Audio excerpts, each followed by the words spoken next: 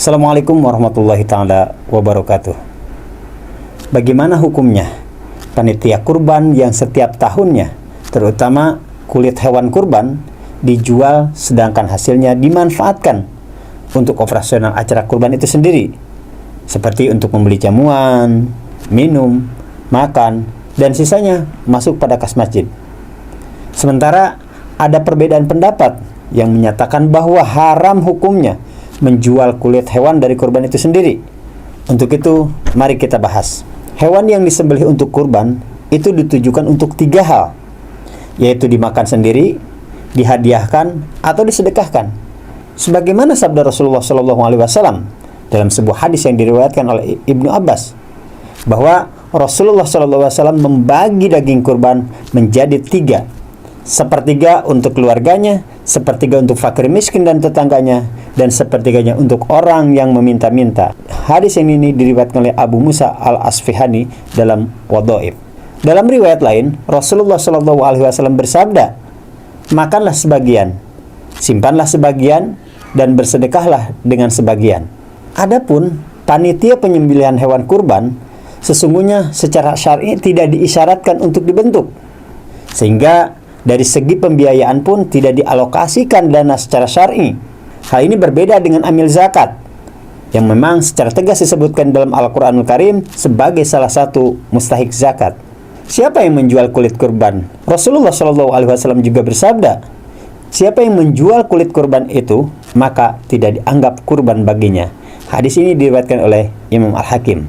Maka bila seseorang meminta jasa orang lain untuk disembelihkan hewan kurban miliknya, tetapi dengan imbalan berupa kulit hewan itu menjadi milik tukang jagalnya, maka tidaklah termasuk kurban, sesuai dengan hadis di atas. Demikian juga dengan panitia penyembelihan dan pendistribusian hewan kurban. Seharusnya mereka mempunyai kas tersendiri di luar dari hasil hewan yang dikurbankan. Boleh saja panitia mengutip biaya jasa penyembelihan kepada mereka yang meminta disembelihkan. Hal seperti ini sudah lumrah.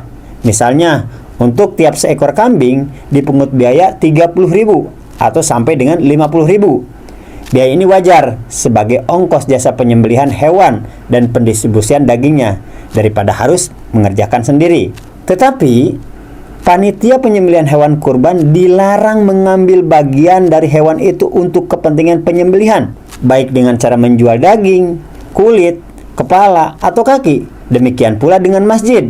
Tidak perlu masjid dibiayai dari hasil penjualan daging kurban, sebab daging ataupun bagian tubuh hewan kurban itu tidak boleh diperjualbelikan. Termasuk dalam hal ini jasa tukang potong, haruslah dikeluarkan dari kas tersendiri di luar dari hewan yang dipotong.